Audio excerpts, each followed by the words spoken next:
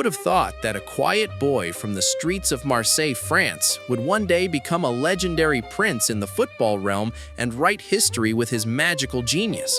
Yes, you guessed it right. In this episode, we're going to talk about the beloved Zinedine Zidane, a boy from a poor neighborhood in Marseille called La Castellane, where everyone thought the children's greatest dream was to one day become dock workers. His parents had immigrated from Algeria and lived on the outskirts of Marseille. Zidane's childhood was spent in a challenging and poor environment, but his deep love for football was evident from a very young age. Even he didn't expect that one day, with a ball at his feet, he'd weave magic. He played football in the streets and on the dusty fields of Marseille, and his exceptional skills gradually started to shine.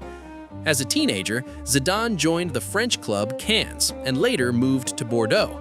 He quickly became known for his technical and creative style of play, and as an attacking midfielder, he made a name for himself in French football. Little by little, his name was on everyone's lips, and a very tempting offer came his way. Yes, Juventus, the beloved old lady, one of the powerhouses of football at the time. In 1996, Zidane transferred to Juventus for 3.5 million euros from Bordeaux. The art of football began to resonate in the air. In Turin, he became the heart of the tactics and the soul of Juventus, quickly cementing his place among Europe's footballing elites. He won 2 Serie A titles with Juventus.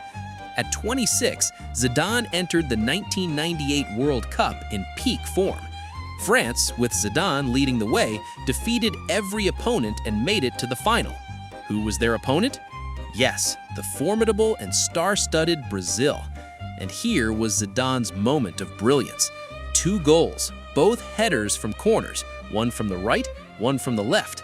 The mighty Brazil fell. With another goal from Emmanuel Petit, France managed to defeat Brazil 3-0. The World Cup was in Zidane's hands. Yes, Zidane was named the best player in the world that same year. 2 years later, in 2000, France won the Euros, and Zidane's fame spread even further across the globe.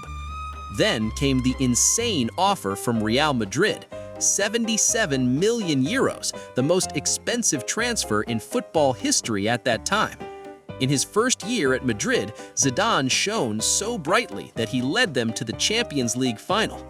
The final was against Bayer Leverkusen. Raul Gonzalez scored the first goal. Lucio equalized. Then it was Zidane's turn. In the 45th minute, a pass from Roberto Carlos and that stunning volley from Zidane. Even to this day, it's one of the greatest goals in Champions League history. And with that goal, Real Madrid won the European trophy in Zidane's first year at the club.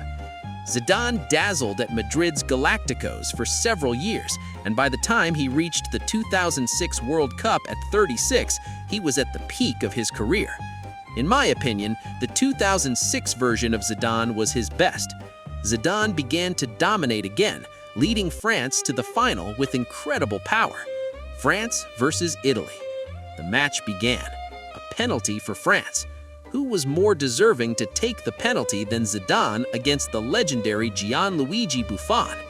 And that crazy chip penalty. Marco Materazzi wouldn't let France stay ahead and equalized with a header. But the battle between these two wasn't over yet. The match ended 1-1 and went into extra time. In the 110th minute, Zidane passed by Materazzi.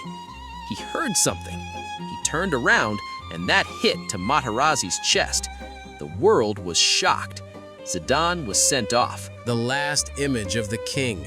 That moment, not just in Italy, but across the world, brought sadness and mourning. Zidane walked past the golden trophy indifferently, showing that family is more important than anything. France lost in the penalty shootout. Zidane's legendary tale came to an end.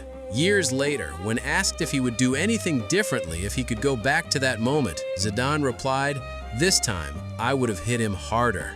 The story of Zidane's time on the pitch has ended. If you'd like more football stories like this, please like and subscribe, and let me know which football legend you'd like to see in the next video. Thanks for watching.